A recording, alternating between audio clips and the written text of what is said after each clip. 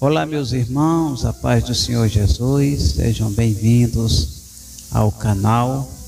Hoje nós vamos aprender um pouco mais acerca da palavra do Senhor Jesus. Então, se você ainda não é inscrito, se inscreve aí no canal, deixa teu like, posta teu comentário aí embaixo, compartilha esse vídeo com os teus amigos e vamos juntos divulgar a palavra do Senhor Jesus. Atenção! Você está preparado? Prepare-se! Pregando a sã doutrina.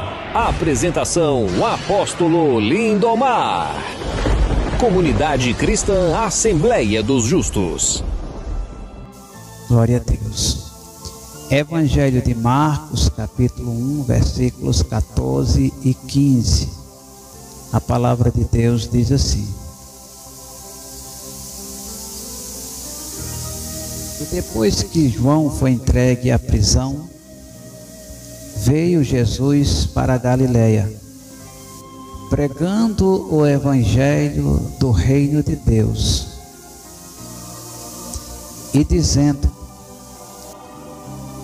o tempo está cumprido e o reino de Deus está próximo. Arrependei-vos e crede no Evangelho. Nós estamos diante de mais uma passagem maravilhosa das Escrituras, aonde o Senhor Jesus ele está aqui iniciando o seu ministério terreno aqui na terra, né? E aqui nós temos o princípio do ministério terreno do Senhor Jesus. João Batista já havia sido preso. Jesus começa a pregar as boas novas, o evangelho da graça. E ao contrário do que muitos falam por aí, o evangelho consiste em renúncia. Jesus começa falando para aquelas pessoas. Ele começa dizendo assim: o tempo está cumprido e o reino de Deus está próximo. Ele está falando acerca de um reino celestial. A palavra no original grego, Basileia, fala acerca de um governo. Mas não é aquele governo que nós estamos acostumados a vivenciarmos durante toda a nossa história de vida. Um governo humano, material, físico e visível aos olhos humanos. Não é desse tipo de governo que a palavra Basileia nesse texto foi empregada. Nós estamos falando de um governo celestial, onde Deus é o Rei. Então Jesus já começa iniciando o seu ministério, mostrando um reino celestial que está preparado para nós. Um reino onde não há injustiça, um reino onde não há maldade, onde não há morte, onde o verdadeiro amor, ele predomina, ele é dominante em todas as esferas. Então, é um reino maravilhoso que Deus vem nos presentear. Glória a Deus. Só que para nós adentrarmos a este reino, nós precisamos empregar forças para conseguirmos esta façanha. Isso quer dizer que nós precisamos nos preparar para uma guerra.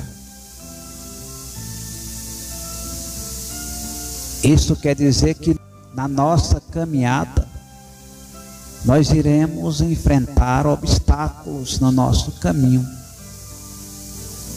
Barreiras serão levantadas contra nós, mas nós precisamos perseverar. E no campo espiritual, nós iremos travar uma guerra violenta contra as potestades do inferno. Ou seja, precisamos nos revestir com a armadura de Deus. É a única maneira de nós conseguirmos vencer esses obstáculos, esta guerra que está diante de nós. Glória a Deus. Veja que o Senhor Jesus, ele começa dizendo assim, versículo 15, e dizendo: o tempo está cumprido e o reino de Deus está próximo. Ele está falando que o reino de Deus estava chegando ali para aquelas pessoas. Aí ele diz: arrependei-vos e crede no Evangelho. Jesus veio pregar o arrependimento. As boas novas é a novidade que estava chegando para nós. A graça de Deus, a salvação eterna, era uma novidade, e é uma novidade até hoje para muitas pessoas que estão em trevas.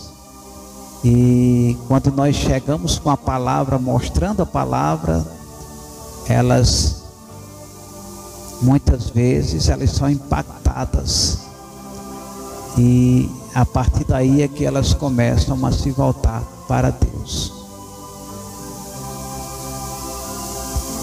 Mas o Evangelho em si, em sua essência, implica em dizer que nós precisamos mudar a nossa rota.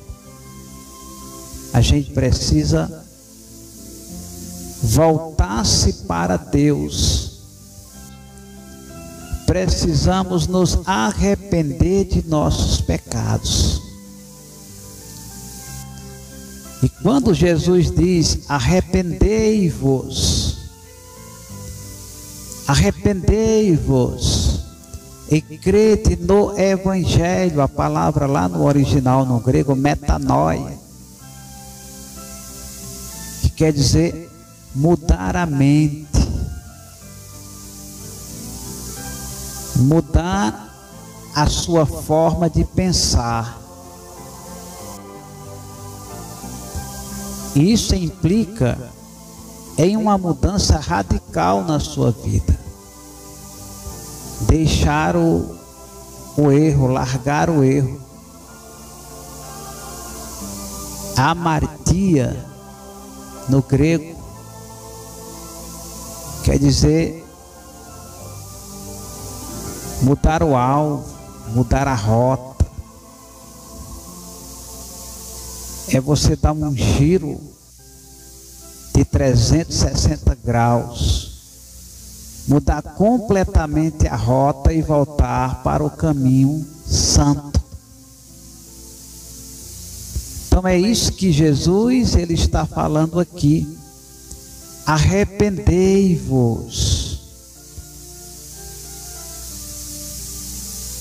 Larguem o erro, larguem o pecado, comecem a fazer aquilo que é correto aos olhos de Deus. Não é isso que nós temos visto sendo anunciado pela maioria das igrejas evangélicas.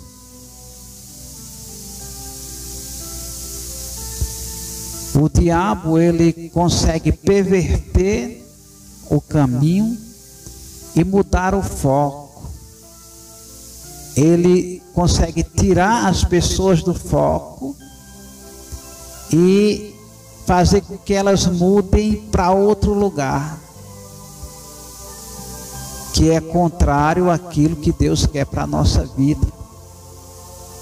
Então, está cheio de gente pregando prosperidade, instigando as pessoas a serem avarentas. Então você vai ver gente dizendo que se você for para a igreja você vai ficar rico, que se você for para a igreja você vai ganhar aquela casa dos seus sonhos, o carro dos seus sonhos, que você vai ser empresário, que você vai prosperar na sua vida. Mas quase ninguém repete aquilo que Jesus falou: arrependei-vos e crede no Evangelho. Só existe uma maneira de nós entrarmos no céu: é se nós formos lavados e remidos no sangue do Cordeiro. Se não, esqueça o céu.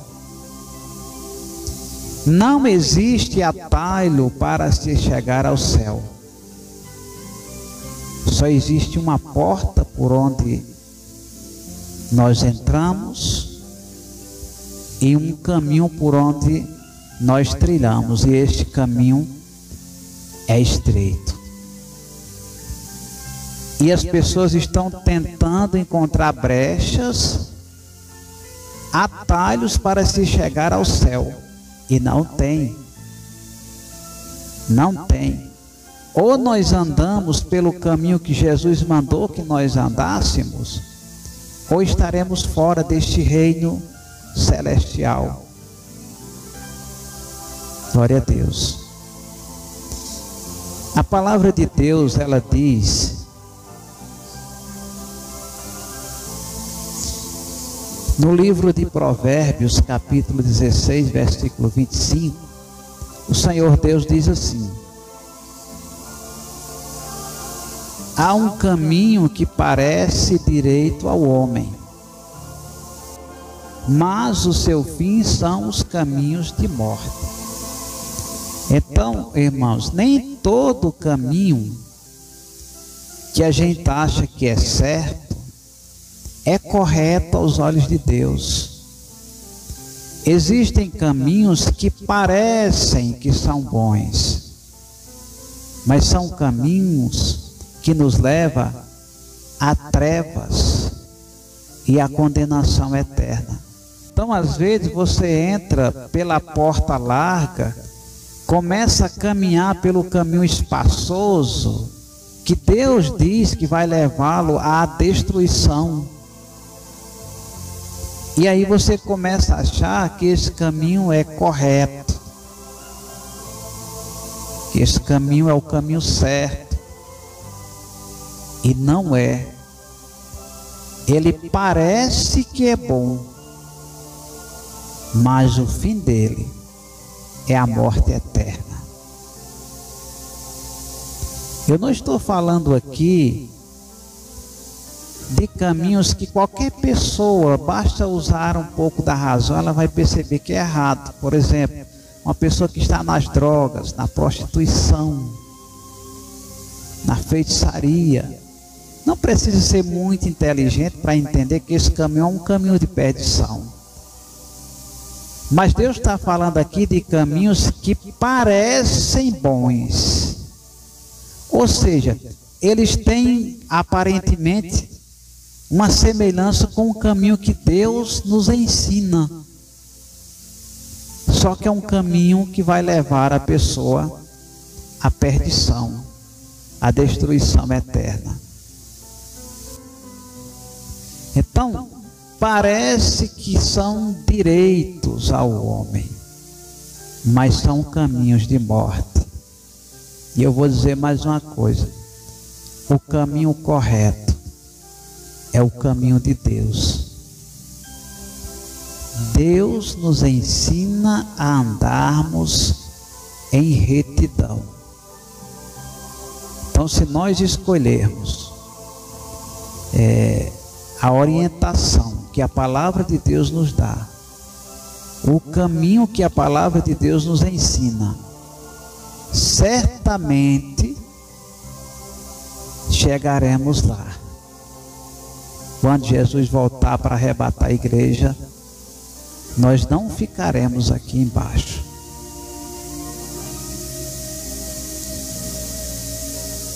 As pessoas, elas desenham em suas mentes um Jesus que biblicamente não existe.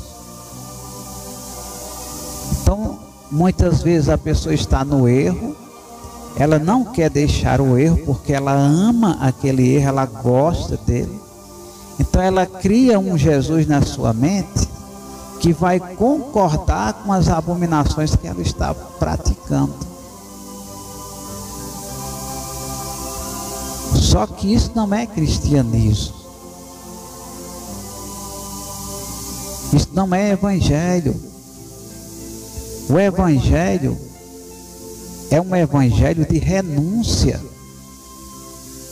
Jesus disse claramente: arrependei-vos e crede no evangelho. Ele não disse assim: fique do mesmo jeito que você está. Não. Ele disse: arrependam-se, larguem os caminhos tortuosos, errados, larguem essas práticas pecaminosas, diabólicas, voltem-se para mim. Jesus estava ali presenteando a salvação para aquelas pessoas. Glória a Deus.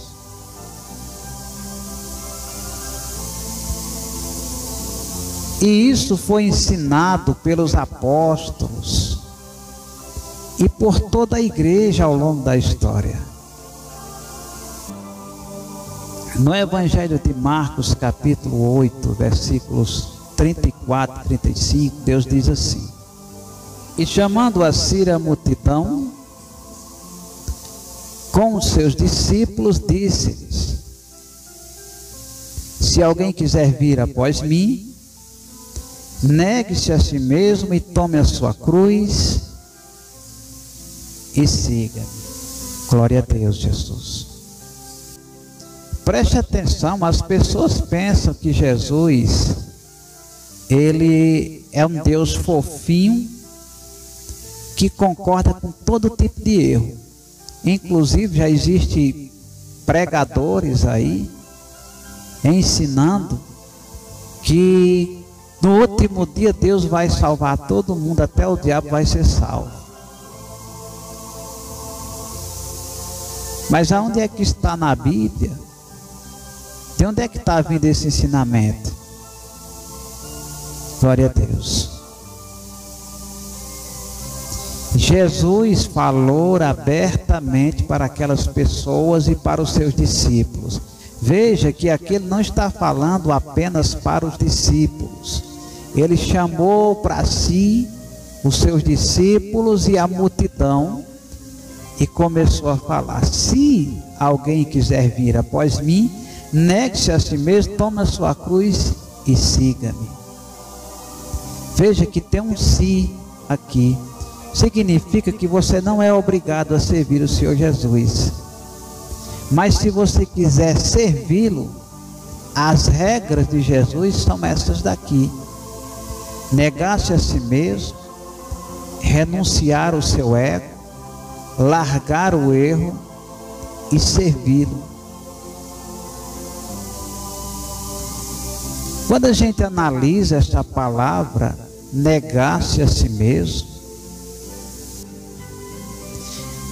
nós vemos que é muito mais profundo o que Jesus está falando aqui do que o que nós pensamos. A gente não pode olhar para uma palavra como essa de forma superficial.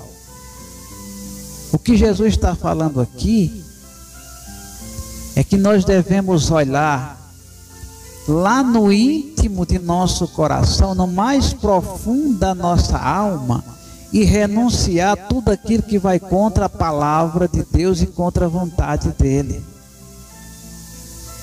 Renunciar às minhas concupiscências, os meus desejos pecaminosos, as minhas vontades, largar todas estas coisas e servir somente a Deus.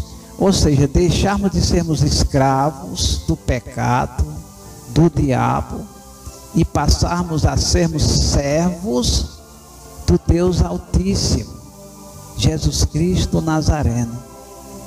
É isso que ele está falando aqui.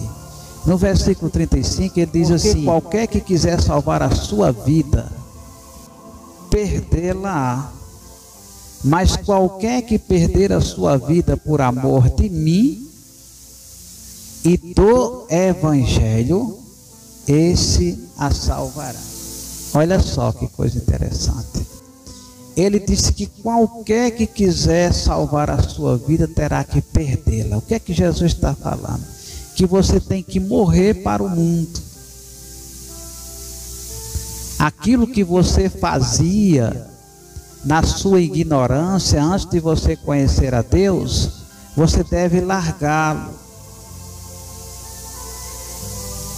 deixar no esquecimento, morrer para o mundo e ressuscitar para Deus. É uma nova vida, é uma nova caminhada que você vai começar, e nesta caminhada não há mentiras, não há pecado, não há engano. É uma caminhada onde você caminha na justiça, debaixo do cajado do Senhor Jesus. É totalmente diferente. Jesus disse assim: mas qualquer que perder a sua vida por amor de mim e do Evangelho, esse a salvará. Glória a Deus. Então, nós nos encontramos com Deus quando nós deixamos para trás aquilo que nos escravizava, aquilo que nos escravizava, o pecado. Então eu tenho que morrer para o mundo, ressuscitar, nascer de novo, ser uma nova criatura em Cristo Jesus. As coisas velhas já passaram, agora tudo se fez novo.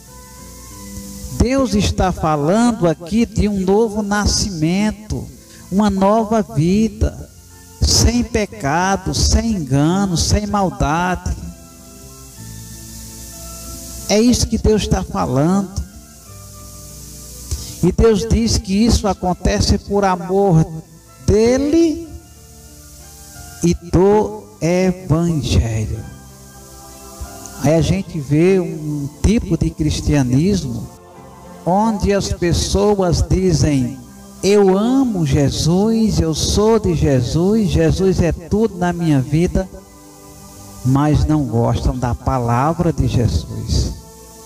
Rejeitam severamente o Evangelho da graça. E Jesus está falando aqui claramente: aquele que deixar tudo por amor dele e do Evangelho, da sua palavra, esse será salvo. Não é eu me autodenominar cristão e continuar com a minha vida do jeito que estava.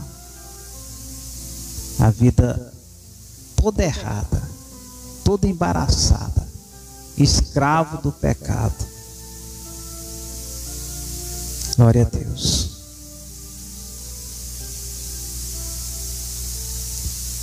Deus nos chama para o arrependimento, para você servir a Deus, você precisa mudar de rota, largar o erro e voltar-se para o Senhor. Deus será generoso para contigo, porque o nosso Deus, Ele é grandioso e misericordioso em perdoar. Agora, Deus jamais vai concordar com o pecado. Eu não consigo entender como é que alguém que conhece as maravilhas de Deus e não consegue entender isso. Como rejeitar uma tão grande salvação que foi conquistada na cruz do Calvário? Na carta aos Hebreus,